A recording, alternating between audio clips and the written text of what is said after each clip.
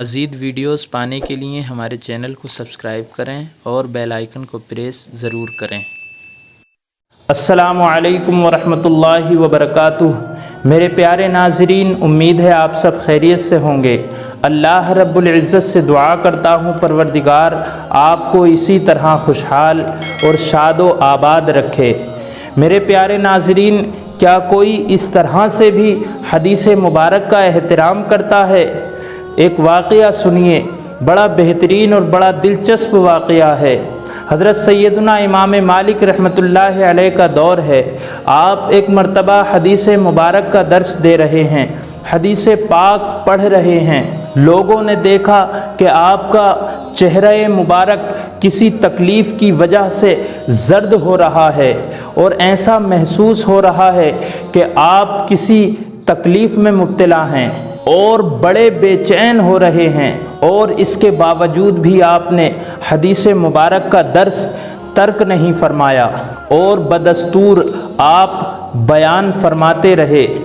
جب آپ حدیث مبارک بیان فرما چکے تو اس کے بعد آپ کی تکلیف کا سبب لوگوں نے دریافت کیا تو آپ نے اپنی قمیض اتار دی۔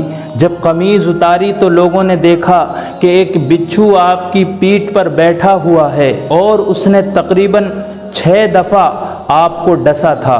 حضرت امام مالک رحمۃ اللہ علیہ نے فرمایا کہ یہ بچھو مجھے ڈس رہا تھا اور میں حدیث پاک کا درس دے رہا تھا، لہذا میں نے حدیث پاک کے احترام کی وجہ سے حدیث پاک کا درس ترک نہیں فرمایا، اور حدیث پاک کا احترام میں نے ہر حال میں ضروری سمجھا۔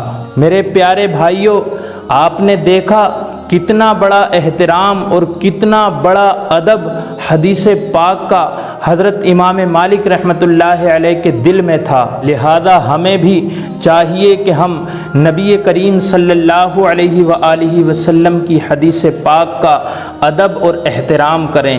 اللہ رب العزت سے دعا کرتا ہوں پروردگار عالم ہمارے دلوں کے اندر بھی حدیث پاک کا احترام کرنے کی توفیق عطا فرمائے اور ہمیں احادیث پر عمل کی توفیق عطا فرمائے، آمین۔